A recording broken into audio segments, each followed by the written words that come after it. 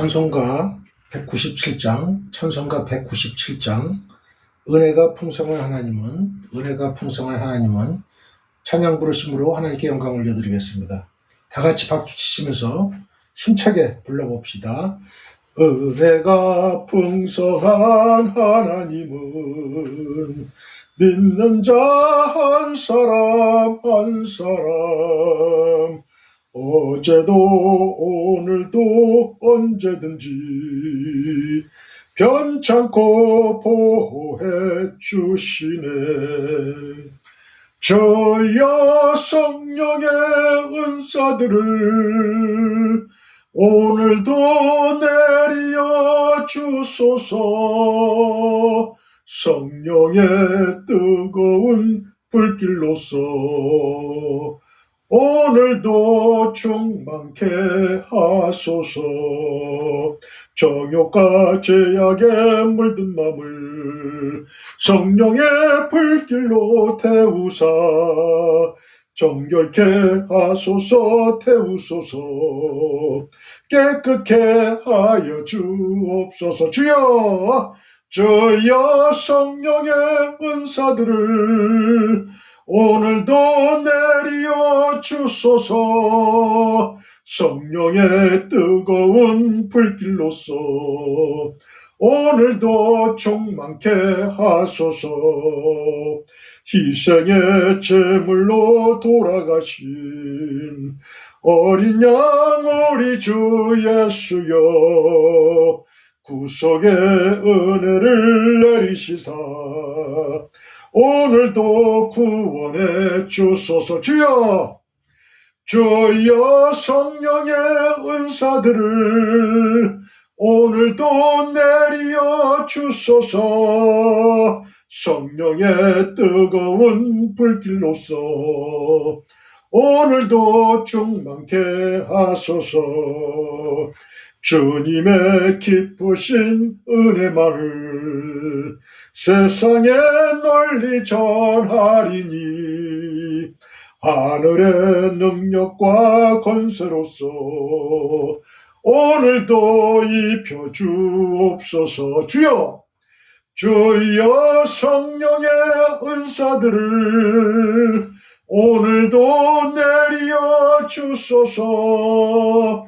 성령의 뜨거운 불길로서 오늘도 충만케 하소서. 4절. 주님의 기쁘신 은혜만을 세상에 널리 전하리니 하늘의 능력과 권세로서 오늘도 입혀 주옵소서. 주여 성령의 은사들을 오늘도 내리어 주소서. 성령의 뜨거운 불길로서 오늘도 충만케 하소서. 주여, 아버지 하나님, 오늘도 성령의 뜨거운 불길로 우리에게 내려 주시옵소서. 폭포수와 같이 임하여 주시옵소서. 하늘문을 여시옵소서. 하늘의 신령한 복당의 물선에보 건강의 불을 차고 넘치게 도와주옵소서. 저희가 먼저 하나님의 나라와 하나님의 의를 먼저 구하는 저희가 되게 도와주옵소서. 그리할 때에 저희의 모든 육신의 문제가 해결될 줄 믿습니다. 영육이 강건해질 줄 믿습니다. 내 영혼 잘되같이 범상하자 되며 강건한 축복으로 함께하리라 말씀하셨습니다. 할 수 있거든요. 무슨 말이냐? 믿는 자에게 넘치 못함이 없다 했습니다. 아버지 하나님, 들어가 먹고 나가도 복 받으며 떡반죽 그릇이 복을 받고 암령과 수수와 들이 복을 받는 신명기 28장의 축복으로 함께하여 주옵소서.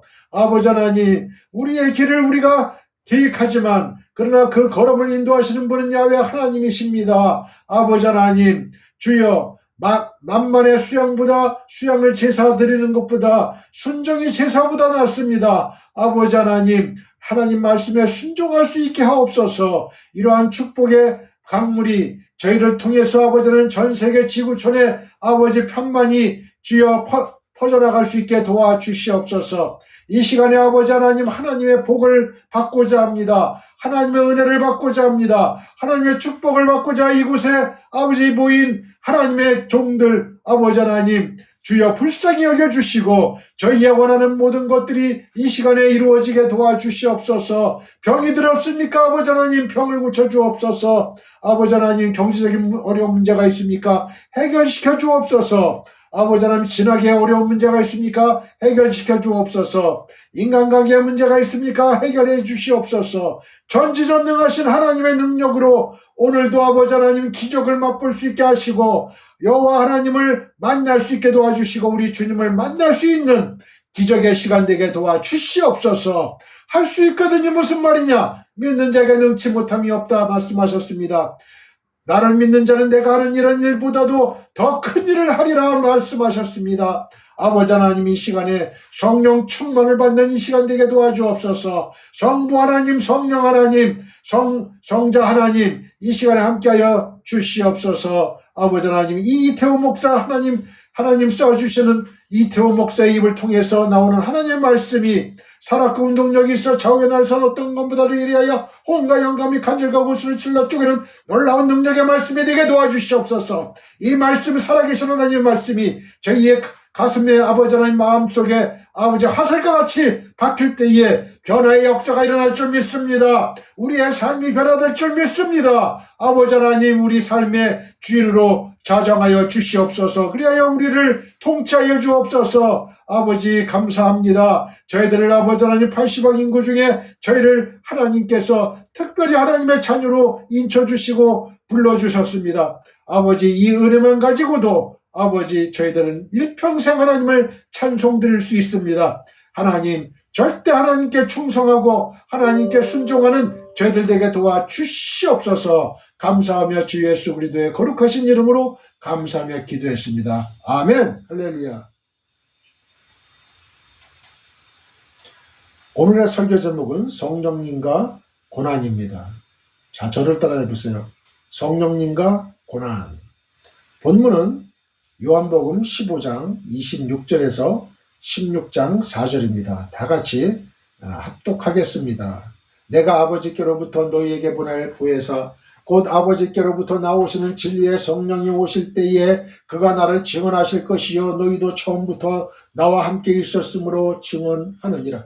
내가 이것을 너희에게 이름은 너희로 실족하지 않게 하려 함이니 사람들이 너희를 출교할 뿐 아니라 때가 이르면 물은 너희를 죽이는 자가 생각하기를 이것이 하나님을 섬기는 일이라 하리라. 그들이 이런 일을 할 것은 아버지와 나를 알지 못함이라. 오직 너희에게 이 말을 한 것은 너희로 그때를 당하면 내가 너희에게 말한 이것을 기억나게 하려 함이요 처음부터 이 말을 하지 아니한 것은 내가 너희와 함께 있었음이라. 아멘.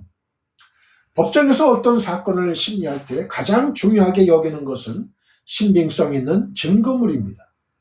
그 사건에 대한 대법원의 판례가 있다고 하더라도 결정적인 증거물이 나온다면 판결을 뒤집을 수가 있습니다. 오늘날 우리는 예수님께서 과연 하나님의 아들로서 온 인류를 구원하시는 메시아인가, 십자가에서 흘리신 예수님의 피가 어떻게 인류의 죄를 씻을 수 있는가에 대한 질문에 직면해 있습니다. 따라서 이에 대한 해답으로 결정적인 두 가지 증거를 알아보겠습니다. 먼저 15장 26절 27절 말씀입니다. 내가 아버지께로서 너희에게 보낼 보혜사 곧 아버지께로서 나오시는 진리의 성령이 오실 때에 그가 나를 증거하실 것이요 너희도 처음부터 나와 함께 있었으므로 증거하느니라. 첫 번째 증거는 성령님께서 예수님에 대해 증거하시는 것이고 두 번째 증거는 사랑하는 제자들이 예수님에 대해 증거하는 것입니다.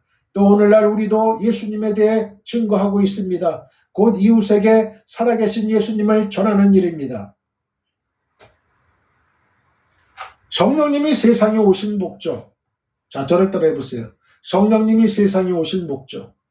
먼저 첫 번째 증거인 성령님께서 예수님을 증거하시는 것에 대해 알아봅시다. 26절 말씀에서 예수님께서 성령님에 대해 네 가지로 설명을 하고 있어요. 첫째, 예수님께서 성령님을 세상에 보내시는 거예요.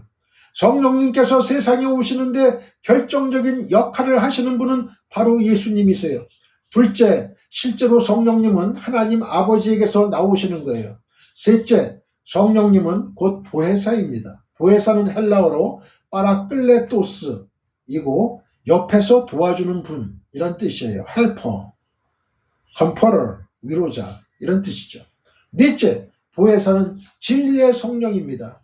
본문 말씀에서 진리의 성령이신 보혜사께서 세상에 오시는 이유에 대해 명료하게 밝히고 있어요. 바로 예수님에 관해 증거하기 위해서입니다. 비록 성령님께서 세상에서 질병도 치유하시고 방언도 하게 하시는 등 능력과 기적을 베푸시지만 그것이 궁극적인 목적은 아니에요. 성령님께서 세상에 오신 목적은 곧 예수님에 대해 증거하시는 것입니다. 고린도전서 12장 3절에 그러므로 내가 너희에게 알게 하노니 하나님의 영으로 말하는 자는 누구든지 예수를 저주할 자라 하지 않고 또 성령으로 아니하고는 누구든지 예수를 주시라 할 수 없느니라고 기록하고 있어요. 다시 말해 우리가 예수님을 믿게 된 것은 성령님의 역사라는 사실입니다. 또 사도행전 1장 8절에 오직 성령이 너희에게 임하시면 너희가 권능을 받고 예루살렘과 온 유대와 사마리아와 땅끝까지 이르러 내 증인이 되리라 하시니라고 말씀하고 있어요. 성령님의 역사로 우리는 초자연적인 능력을 경험하게 됩니다. 그리고 에베소서 5장 18절에 술 취하지 말라 이는 방탕한 것이니 오직 성령의 충만을 받으라고 권면하고 있어요. 우리가 성령 충만을 받으면 놀라운 영적 세계를 체험하게 됩니다. 예수님께서 보혜사 성령님이 세상에 오시는 목적은 예수 그리스도가 하나님의 아들이시고 인류의 구세주라는 사실을 증거하시기 위함이라고 분명히 밝혀주십니다. 우리가 예수 그리스도를 믿고 제사함을 받으며 구원을 얻는다는 사실은 일종의 공식과 같은 거예요. 하나 더하기 하나는 둘, 질량불변의 법칙 등 세상의 많은 공식들과 마찬가지로 인간이 예수 그리스도를 믿고 구원을 받는다는 것은 공식처럼 되었어요. 그 공식대로 우리가 예수님을 구세주로 받아들이고 믿는다면 굉장히 놀랍고 생동감이 넘치는 삶을 살 수 있게 됩니다. 이것이 성령님의 역사예요. 하지만 안타까운 것은 어떤 사람들은 그 공식만 받아들이고 제대로 된 결과를 누리지 못한다는 겁니다. 예수님을 믿고 교회에 다니며 봉사활동도 하지만 생동감 있고 기적이 있으며 풍성한 열매를 맺는 삶에 대해서는 전혀 모른다는 것입니다.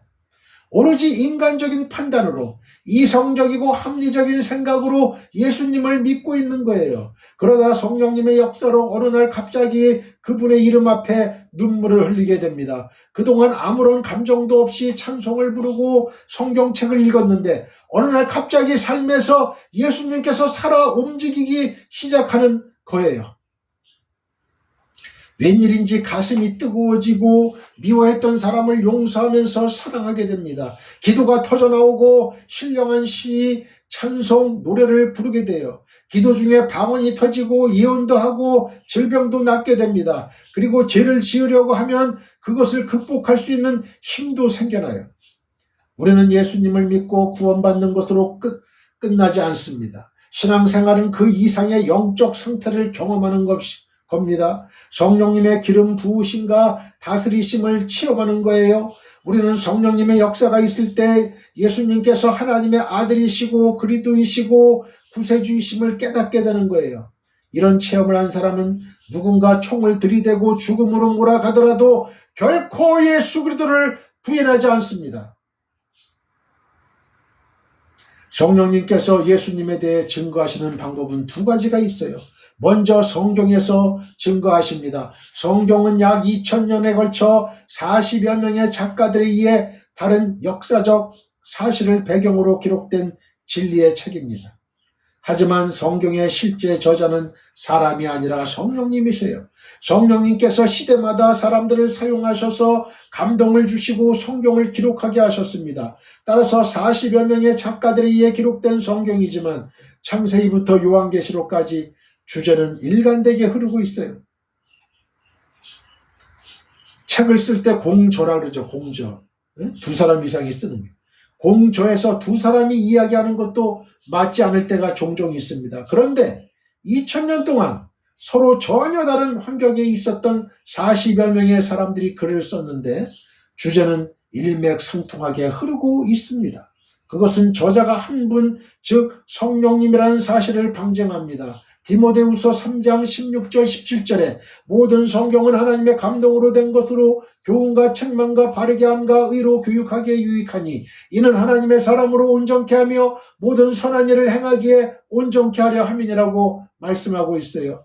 또 베드로후서 1장 21절에 예언은 언제든지 사람의 뜻으로 낸 것이 아니요 오직 성령의 감동하심을 입은 사람들이 하나님께 받아 말하는 것임이니라고 기록하고 있습니다.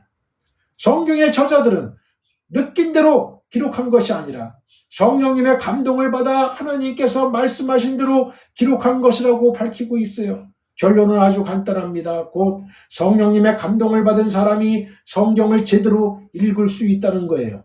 때로 성경은 잘 읽혀지지 않고 우리에게 수면제 역할도 합니다. 그러나 우리가 성령님을 만나게 되면 성경 말씀을 잘 깨닫게 돼요. 한마디로 성경 말씀은 예수 그리스도에 대한 증언입니다. 우리가 성령을 받지 않으면 성경을 올바로 분석할 수도 없고 이해할 수가 없어요. 뭐가 뭔지 알 수가 없어요. 영적인 말이기 때문에. 그래서 이 세상 지식 아무리 학박사를 땄다 하더라도 성경을 해석을 못해. 영적인 어린아이니까. 따라서 성경을 읽으면 읽을수록 예수님에 대해 더욱 깊이 알게 됩니다. 성령님께서 성경 말씀을 통해 예수 그리스도에 대해 증거하고 있습니다. 따라서 성경을 읽은 사람이 예수님을 잘 모르겠다고 말한다면 그것은 거짓말이 돼요. 성경 말씀을 읽고 예수님을 발견하지 못한다면 성경 말씀을 읽지 않았다는 뜻이 돼요. 어떤 사람은요, 교도소에서 성경을 읽다가 성령 체험을 갖기도 합니다. 인간은 절망, 고난 중에 있을 때 성경 말씀이 보이기 시작해요. 그리고 성령 체험을 하게 됩니다. 성령님께서 예수님에 대해 증거하시는 다음 방법으로 사람의 내적 증거예요. 내적 증거는 종교 개혁자들이 사용했던 말이에요. 사람은 성령님의 감동으로 씌워진 성경 말씀을 읽을 때 영안이 열리고 예수님을 믿게 되는 거예요.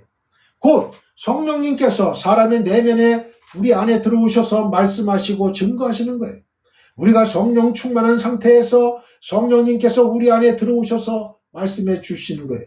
학교, 연구소, 직장, 사회 등에서 경험한 것과 비교할 수 없을 정도로 탁월한 영적 진리를 말씀해 주세요. 이것은 누가 뭐라고 해도 부인할 수 없는 사실입니다. 무식한 사람이든 유식한 사람이든 지혜로운 사람이든 미련한 사람이든 성령님께서 그 안에 들어가시면 모든 것들에 대해 직접 증거해 주시고 깨닫게 해 주시는 거예요.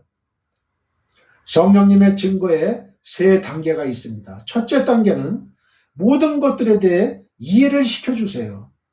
성경은 아는 것이 아니고 알아지는 거예요. 알아지는 거. 십자가에 대해 연구한 다음에 논리적으로 설명하는 것이 아니라 성령님의 가르침으로 알아지는 거예요. 부활 기적에 대해서도 마찬가지입니다. 제가 한 가지 질문을 할게요. 지금 우리가 하나님을 믿고 있는 사실을 어떻게 알 수 있을까요? 머리로 생각하고 연구한 후에 알게 되는 것은 아니에요. 성령님께서 가르쳐 주시고 깨닫게 하셔서 알게 되는 거예요. 둘째 단계는 죄에 관해서 깨닫게 하십니다.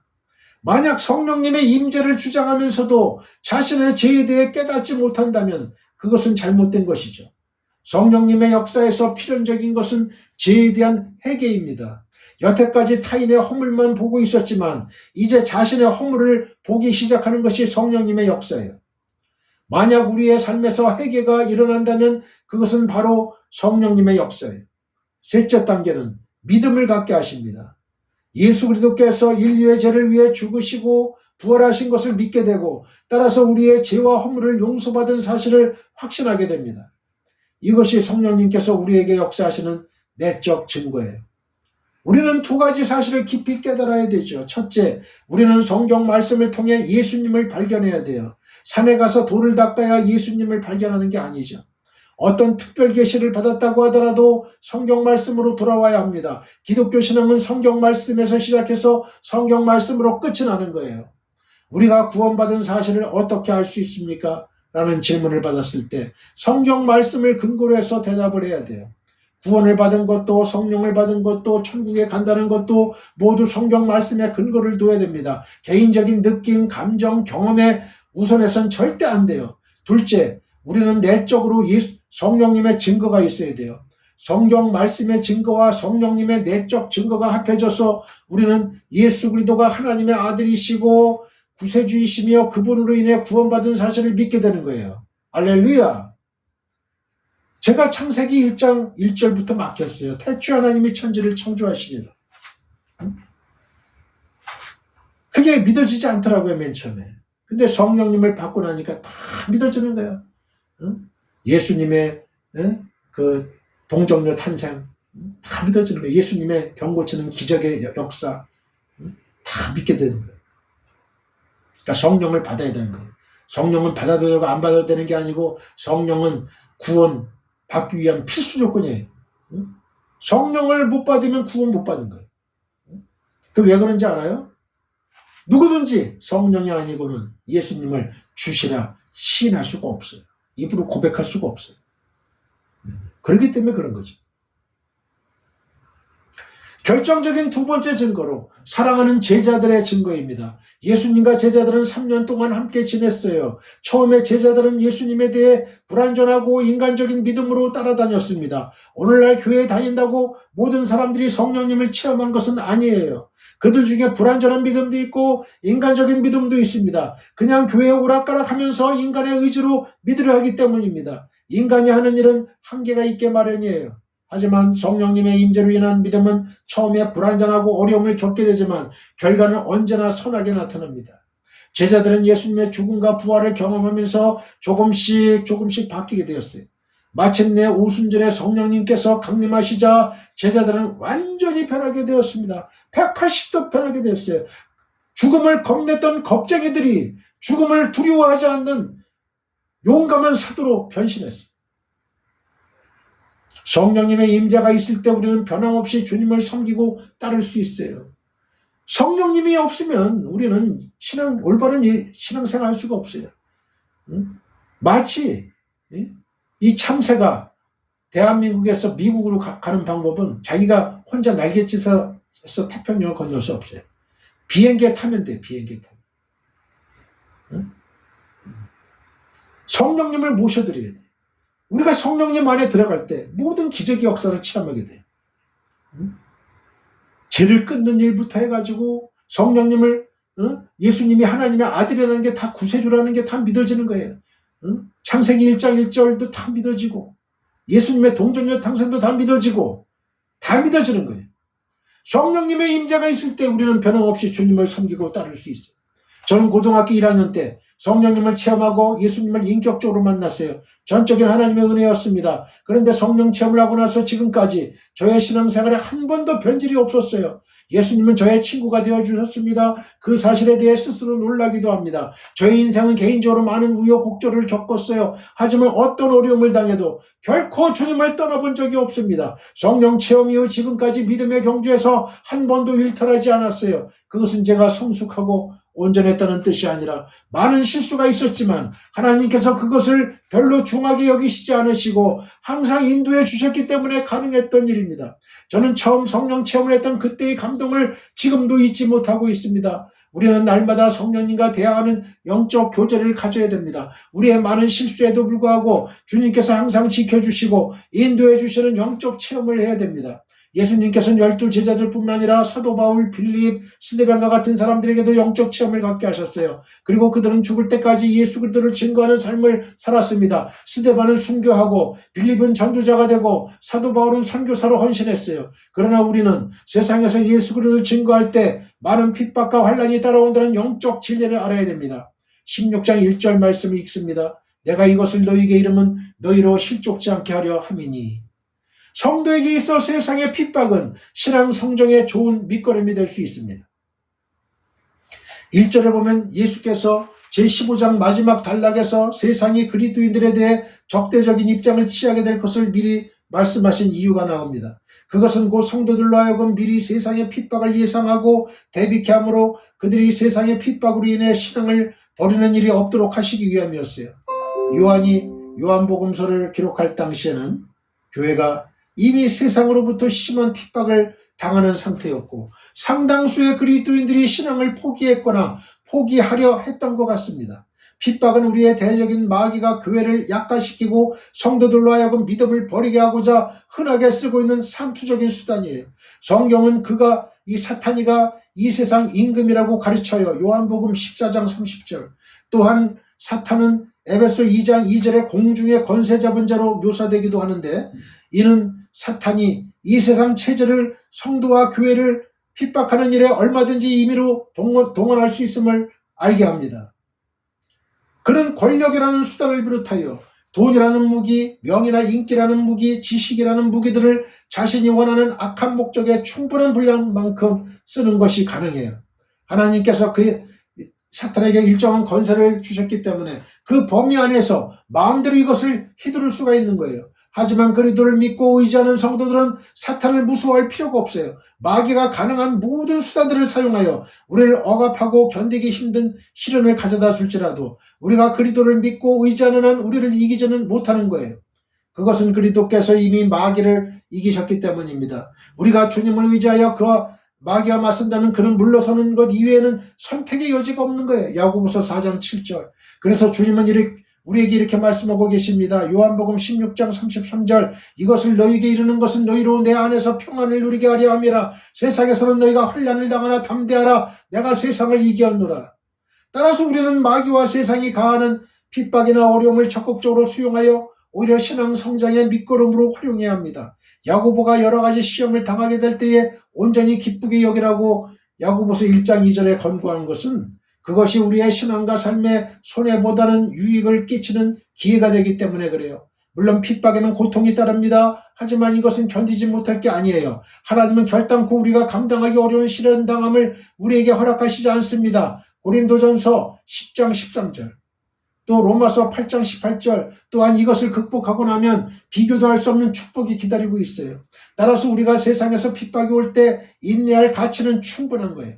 그러므로 사랑하는 성도 여러분, 고난을 당할 때, 시련이 엄습하여 올 때에 인내하십시오. 불평하지 마십시오. 도리어 기쁘게 여기십시오. 성도인 우리의 삶 속에서 일어나는 일체 일들에는 의미가 없는 게 없으며 하나님께서 허락하지 않으신 것도 없으므로 불평하지 말고 축복의 기회로 삼도록 노력해야 합니다. 하늘에 나는 공중에 나는 새 한 마리도 아버지의 뜻이 아니면 땅에 떨어지지 않아요. 가정적인 어려움, 사업의 실패, 건강의 상실, 친구들과의 갈등, 명예나 인기의 실추 등 어떤 문제 앞에서도 우리는 그 책임을 남에게 돌리려 하지 말고 겸허히 현실을 인정하고 하나님께서 사랑하시기 때문에 그리고 선한 역사를 위하여 주시는 기회라고 믿는 것이 성도다운 태도예요. 욥기 23장 10절. 그러나 내가 가는 길을 그가 아시나니 그가 나를 단련하신 후에는 내가 순금같이 되어 나오리라. 시편 66편 10절. 하나님이여 주께서 우리를 시험하시되 우리를 단련하시기를 은을 단련함같이 하셨으며 시편 119편 71절. 고난당한 것이 내게 유익이라. 이로 말미암아 내가 주의 율례들을 배우게 되었나이다. 아멘. 우리가 진정으로 예수님을 믿고 증거할 때 여러 가지로 어려움을 겪게 돼요. 그때 우리로 하여금 모든 어려움을 이겨내고 승리하도록 하는 것이 바로 성령님의 역사입니다. 따라서 성령님의 임재와 고난은 항상 같이 하는 것이라고 말을 할 수 있어요. 성령님이 임하시면 우리는 예수 그리스도에 대해 알게 되고 그분께서 주님이심을 증거하게 됩니다. 그런데 우리가 예수 그리스도에 대해 증거하려면 많은 핍박과 환난을 당하게 되는 거예요. 이에 대해 본문에서 두 가지를 가르쳐주고 있습니다. 2절 말씀입니다. 사람들이 너희를 출교할 뿐 아니라 때가 이르면 물은 너희를 죽이는 자가 생각하기를 이것이 하나님을 섬기는 일이라 하리라. 첫째, 추례를 당하게 돼요. 세상 사람들은 예수님을 증거하는 사람들을 환영하지 않을 뿐더러 아예 소외시켜버려요. 소위 왕따를 시킵니다. 때로 이단이라는 이름으로 때로 사회를 혼란케 하는 무리로 추례를 해요. 둘째, 죽임을 당하게 됩니다. 세상 사람들은 종교적 이유로나 하나님을 핑계삼아 예수님을 증거하는 사람들을 죽이려 합니다.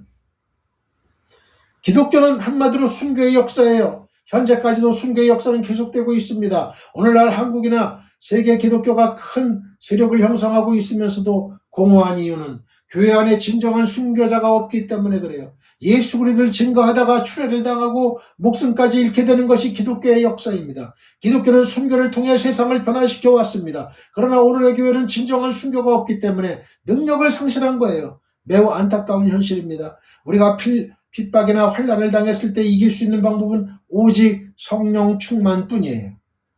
우리는 성령을 받았다라는 사실을 좀 더 높은 차원에서 이해할 필요가 있어요. 성령을 받은 후에 건강해지고 모든 일들이 잘 풀렸다는 것에서 한 걸음 더 나아가 성령의 능력으로 모든 핍박과 환난을 이겨낼 수 있었다고 말할 수 있어야 돼요.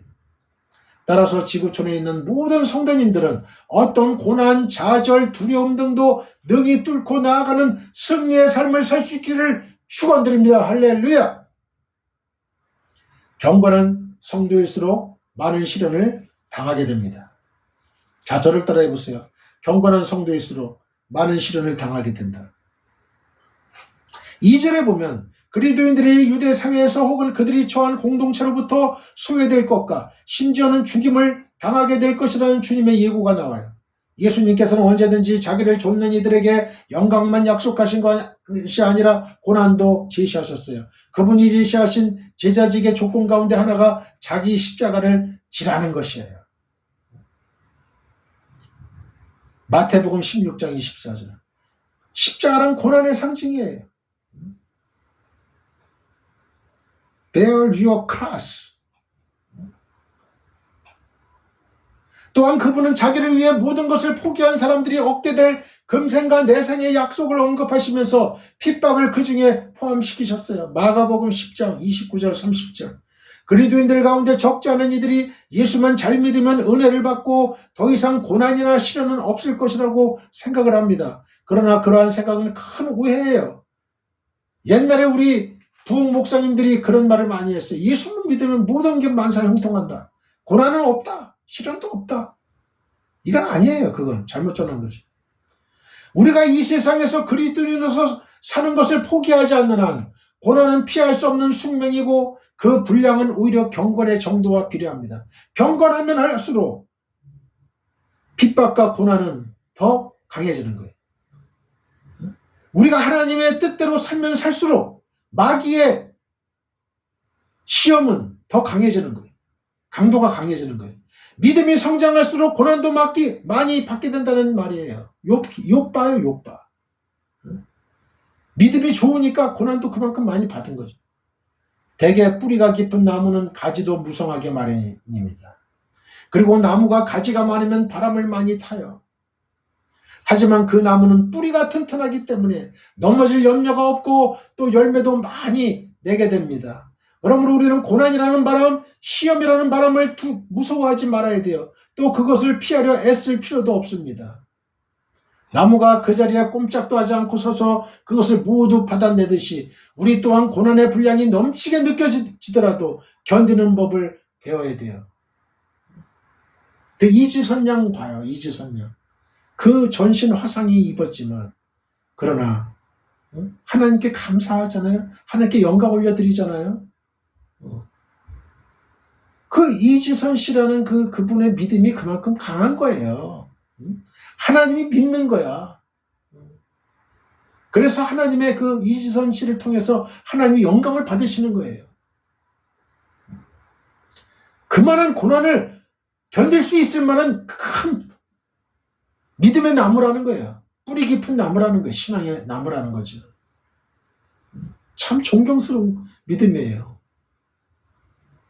그냥 순교자들보다 훨씬 나아. 살아있는 순교자 아닙니까? 살아있는 순교자. 성도들 중에는 많은 시련을 당하게 되면 혹시 예수에게서 뽑히게 되지 않을까 염려하는 분들도 있어요. 그러나 그러한 염려는 안 해도 됩니다. 그것은 괜한 기우일 뿐입니다. 예수는 하늘과 땅에 있는 모든 권세를 가진 분이십니다. 마태복음 28장 18절. 그분이 함께 하시는 사람, 그분이 붙드시는 일꾼, 그분에게 삶의 뿌리를 내린 인생은 결코 실족하거나 불행하게 되는 일이 없어요. 여러분은 세상의 임금인 사탄이 전능하다고 생각하십니까? 만일 사탄이 예수보다 강하거나 적어도 예수님과 맞설 만한 능력이 있다고 생각한다면 지금 당장 그 생각을 고쳐야 돼. 사탄은 하나님의 일개 피조물에 불과합니다. 우리 인간이나 마찬가지 일개 피조물이에요. 사탄은 하나님이신 예수님과 맞설 수 있는 존재가 못 돼요. 성경은 예수님께서 오신 목적이 사탄의 일을 멸하기 위함이라고 가르쳐요. 요한일서 3장 8절. 사탄은 예수 앞에서 아무것도 아니에요. 그렇다면 우리가 사탄을 두려워할 이유가 무엇입니까? 이미 우리 주 예수께서 사탄의 일을 멸하셨는데 무엇 때문에 사탄을 두려워해요? 우리가 만일 사탄을 두려워한다면 우리의 마음이 아직도 속된 것들로부터 완전히 자유롭지 못하거나 예수께 대한 믿음에 문제가 있기 때문일 것입니다. 우리 중에 자신의 지식이나 능력으로 사탄을 이길 사람은 아무도 없어요. 왜? 영적인 영물이기 때문에 그래요. 사탄은 인간보다 강하죠. 이 세상 최고의 권력자나 부자나 지식인이나 인기인이라도 사탄 앞에서는 아무것도 아니에요. 하지만 예수와 함께하기만 하면 누구라도 사탄을 이길 수가 있어요. 할렐루야! 예수의 사람들, 예수가 붙드시는 사람들 앞에서 사탄은 아무것도 하지 못합니다. 뿌리 깊은 나무가 모진 바람에도 끄떡없이 서서 더욱 견실한 열매들을 내듯이 경건한 사람일수록 시련은 많이 따라도 실패하지 않고 더욱 귀한 열매들을 많이 내게 됩니다. 여러분도 그러한 시련으로 인해 오히려 더 귀한 열매를 내는 경건한 신앙인들이 되시기를 축원드립니다. 할렐루야! 사도행전 14장 22절 제자들의 마음을 굳게 하여 이 믿음에 머물러 있으라 권하고 또 우리가 하나님의 나라에 들어가려면 많은 환난을 겪어야 할 것이라 하고 디모데후서 3장 12절 무릇 그리스도 예수 안에서 경건하게 살고자 하는 자는 박해를 받으리라. 아멘. 영적으로 무지할 때 하나님의 이름으로도 악을 행합니다. 저를 따라해 보세요.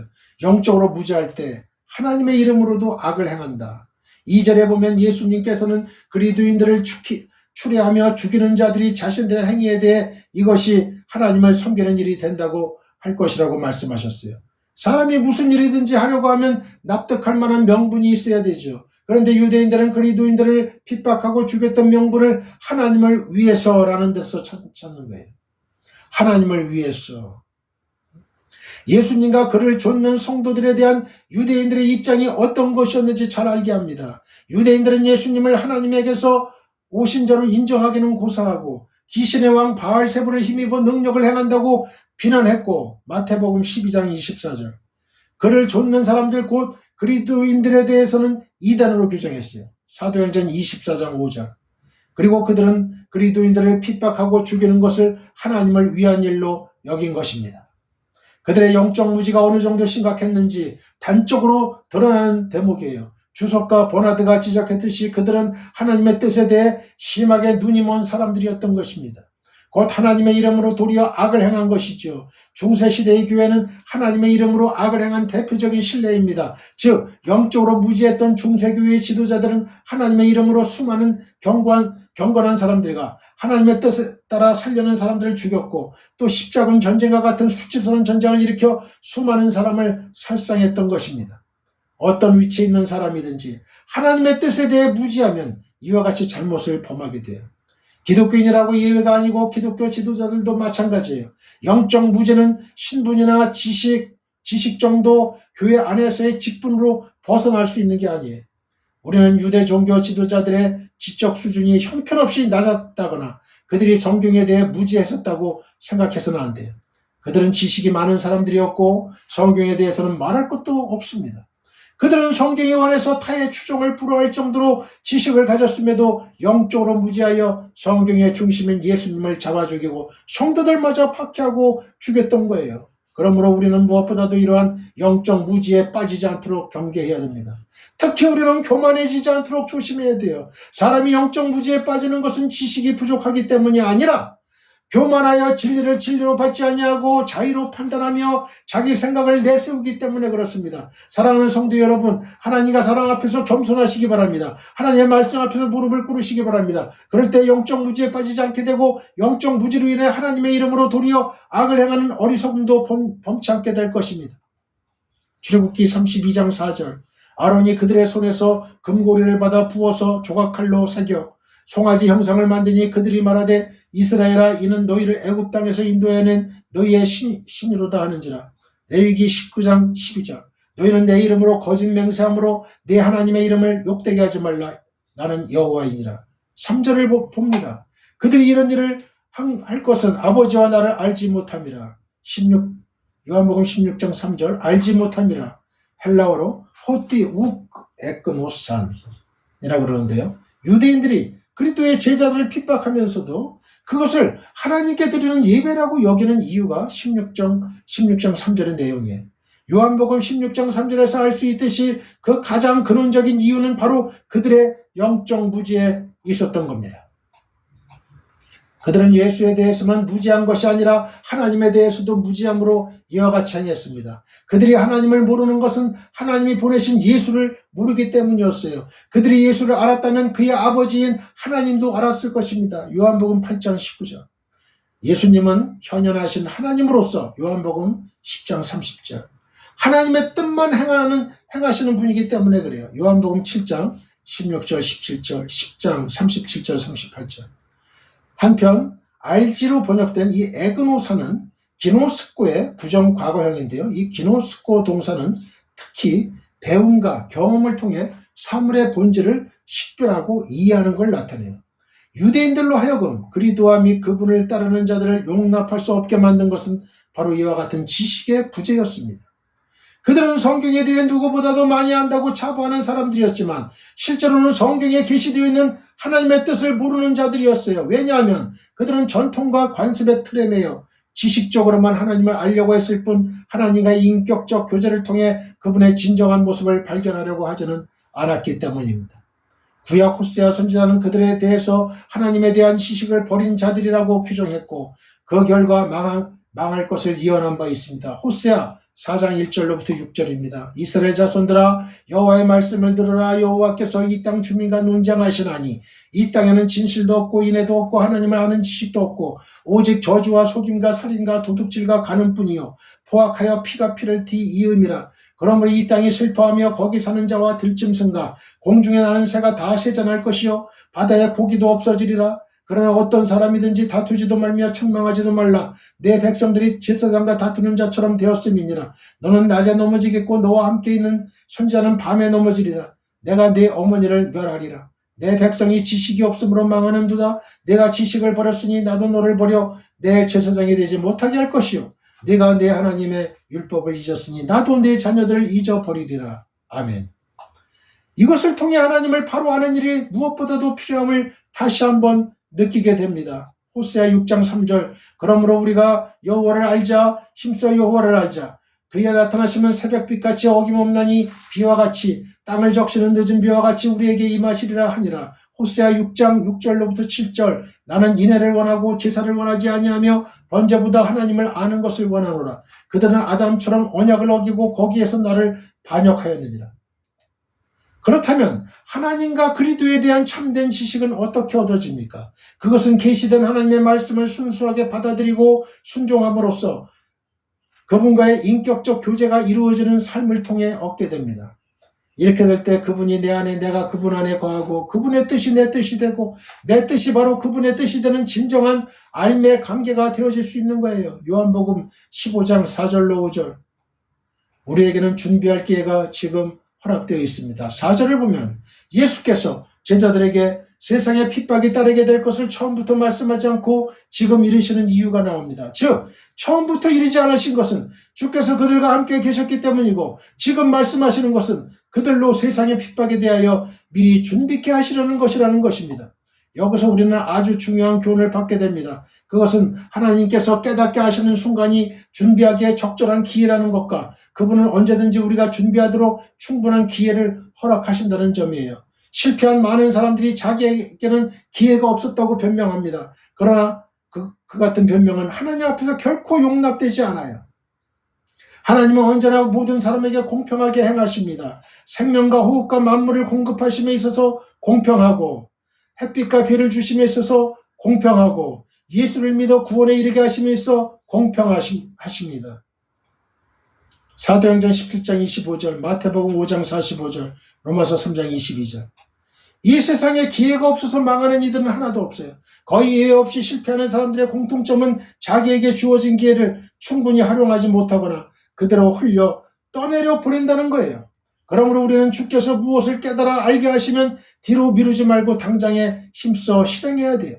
모든 일에는 때가 있는 법입니다. 농부가 아무 때나 씨를 뿌리는 게 아니라 파종하기에 적절한 시기에 씨를 뿌리듯이 하나님께서 우리에게 무엇을 깨닫게 하시는 순간이야말로 그 일을 하기에 가장 적절한 시기임을 유념해야 합니다. 봄이 오면 농부들의 손발이 왜 바삐 움직입니까? 파종하는 계절이기 때문에 그래요. 봄에 씨를 뿌려야 가을에 거둘 수 있게 부지런히 움직일 수밖에 없어요.